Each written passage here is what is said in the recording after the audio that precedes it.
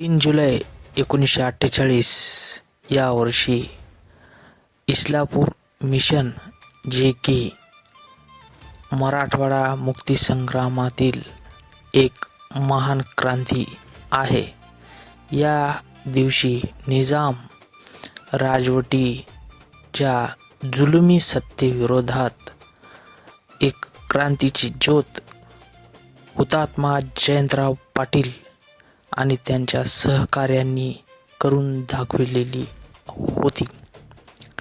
बरार प्रांत म्हणजे यवतमाळ ब्रिटिशांचं राज्य असलेलं, त्या ठिकाणी क्रांतिकारकांचा एक गट उंबरखेड कॅम्प म्हणून काम करत होता. या कॅम्पमध्ये शस्त्रसाठा आणि पैशाची कमतरता भासली होती. स्वातंत्र्य आंदोलन हे बळकट करण्यासाठी या ठिकाणाहून इस्लापूर मिशन ही योजना आखण्यात आली. या योजनेमध्ये अनेक हुतात्मे शहीद झाले. या योजनेमधील 5 गट हे तयार करण्यात आले. प्रत्येक गट हा जवळपास 100 ते 125 क्रांतिकारकांचा होता.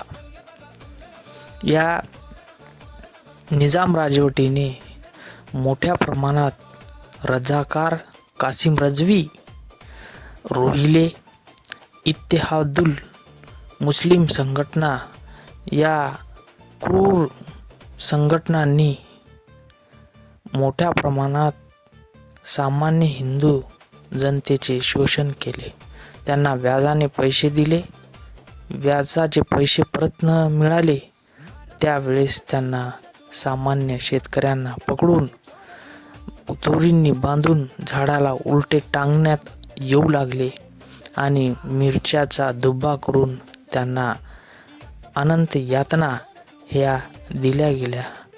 या अन्याय अत्याचाराविरोधात एक ठिणगी म्हणजे हुतात्मा जयंतराव पाटील हे हादगाव परिसरातील, पण त्यांनी या संपूर्ण परिसरामध्ये जुलमी सत्तेविरोधात एक जनजागृती केली. ही जनजागृती मोठी व्यापक चळवळीमध्ये रूपांतरित झाली.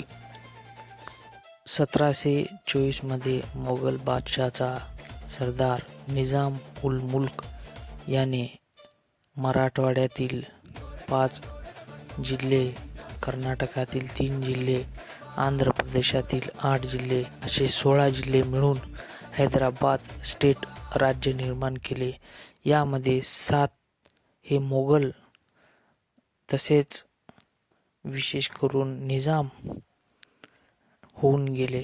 त्यांनी मोठ्या प्रमाणात 80% हिंदू जनतेवर अन्याय अत्याचार केले. तसेच 20% मुस्लिम असलेल्या त्यांची भाषा उर्दू ही राजभाषा केली.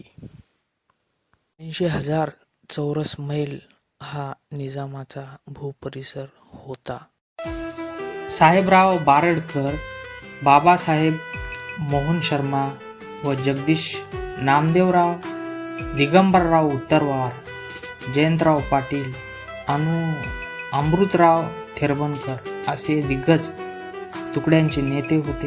त्यांच्याकडे अनेक अस्त्र ही होती.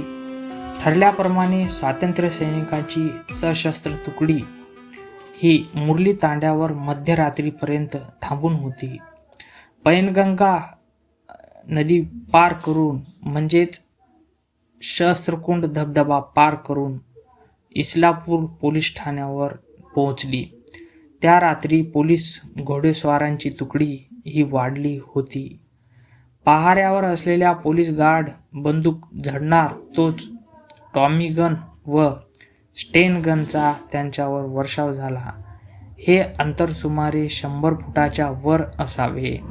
ही फायरिंग परिणामकारक माऱ्याच्या बाहेर झाल्यामुळे तो पळाला. तसेच खाटेवर झोपलेले पोलीसही खडबडून जागे झाले व पोलीस ठाण्याच्या उत्तरेला असलेल्या दरवाजाने प्रवेश करून सुरक्षित झाले. गावात प्रवेश केलेल्या तुकडीने रझाकारांच्या राहुट्या, झोपड्या वगैरेंना आग लावून दिली. साहेबराव बरबडकर व त्यांच्या तुकडीतील दोघा-तिघांनी पश्चिमेकडून पोलीस स्टेशनच्या स्वयंपाकघरात प्रवेश केला. दक्षिणेकडील खिडकीतून पोलिसांनी बंदुकीच्या नळ्या बाहेर काढून गोळीबार सुरू केला. तोपर्यंत दक्षिणेकडून 14 जणांच्या तुकडीने आत प्रवेश केला. आता खऱ्या अर्थाने रझाकार पोलीस व स्वातंत्र्य सैनिकांमध्ये महायुद्ध छेडले. आतील पोलिसांनी भिंतीला टेबल लावून त्यावर व्हेंटिलेटरमधून गोळीबार सुरू केला.